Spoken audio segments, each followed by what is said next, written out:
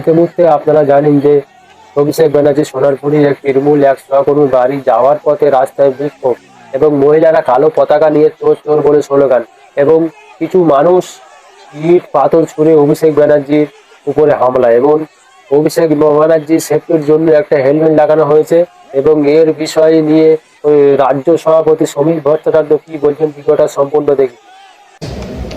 গত 6 মাস ধরে আমি ধারাবাহিকভাবে বলে গেছি যে তৃণমূল কংগ্রেস চলে যাচ্ছে, তৃণমূল কংগ্রেস চলে যাবে, তৃণমূল কংগ্রেস চলে যাবেই এবং তৃণমূল কংগ্রেস চলে যাওয়ার পরে তৃণমূলকে আক্রমণ করবে।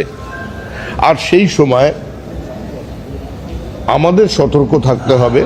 রাজ্যপালের কাছেও আবেদন জানিয়েছিলাম আপনাদের মাধ্যমে, নির্বাচন কমিশনের কাছেও আবেদন জানিয়েছিলাম। যে পরিস্থিতি তৈরি হওয়ার আশঙ্কা ছিল মানুষের, যে তৃণমূল কংগ্রেসের বিধায়ক বেশ কয়েকজন, কিছু মন্ত্রী তারা লিঞ্চিংয়ের শিকার হবেন, আমরা দায়িত্ব নিয়ে আজকে সেই অবস্থায় পৌঁছতে দিইনি।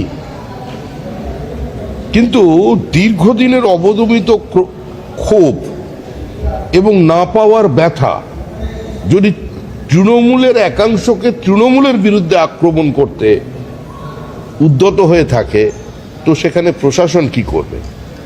যে ঘটনা ঘটেছে, এ ধরনের ঘটনা কোনো সভ্য সুস্থ সমাজে কাম্য নয়। আমরা যে কোনো ধরনের হিংসার বিরোধিতা করছি এবং গতকালও যা হয়েছে তারও আমরা বলছি যে এটা কাম্য ছিল না, এটা হওয়া উচিত নয়, এটার সঙ্গে বিজেপি দূর দূর পর্যন্ত কোনো যুক্ত নয়, এটা তৃণমূলের সঙ্গে তৃণমূলের গণ্ডগোল, কারণ তৃণমূল আদপেই কোনো রাজনৈতিক দল ছিল না। যারা অভুক্ত ছিলেন তারা এখন আক্রমণ করছেন। আর প্রশ্ন তো মানুষের মনের মধ্যে আছে, এখন বিবৃতি দিয়ে কি হবে? 321 জন বিজেপি কর্মী খুন হয়ে গেছেন 2016 সালের আগে থেকে। আপনারা একবার 2021 সালের নির্বাচন পরবর্তী 15টা দিনের কথা, 25টা দিনের কথা চিন্তা করুন আর আজকে তাকিয়ে দেখুন। প্রশাসন যা ব্যবস্থা নেবার সে ব্যবস্থা নেবে, পুলিশের উচিত ব্যবস্থা নেওয়া। কিন্তু মনে রাখবেন 2021 সালের 2রা মের পর 27 দিনে 56 জন বিজেপি কর্মী খুন হয়। আমাদের কয়েকশো মহিলা কর্মী গণধর্ষিতা হন, জেসিপি দিয়ে বাড়ি ভাঙা হয়, মাথা কামিয়ে থুতু ফেলে চাটানো হয়, মোবাইল ফোন কেড়ে দেওয়া হয়।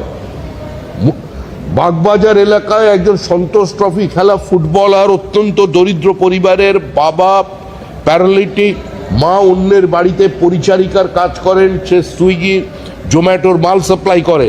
এই ধরনের একজন প্রতিভাবান ফুটবলার তাও খেলা ছাড়েননি, সাঁড়াশি দিয়ে তার নোখটা উপড়ে নেওয়া হয়েছিল, 2টো হাত ভেঙে দেওয়া হয়েছিল শুধুমাত্র বিজেপির বুথে বসার অপরাধে। সেক্ষেত্রে তৃণমূল তো আছে, স্বচ্ছন্দে আছে, ওরা ওদের পারিবারিক অশান্তিতে ভেতরে কে কি বলছে আমাদের জানা নেই। কারো কারো বিবেক জাগ্রত হয়ে যাচ্ছে, হঠাৎ বোধোদয় হয়েছে, বিলম্বিত বোধোদয়। আর কেউ কেউ মনে করছেন এ ধরনের বিবৃতি দিয়ে দলের সমালোচনা করেই শাসক দলের দরজা খোলা থাকবে আর তার মধ্যে ঢুকে পড়বেন। সেগুলো বালি নয়, সেগুলো বোল্ডার, যেটা আপনারা অবৈধভাবে তুলেছিলেন বিভিন্ন দিক থেকে।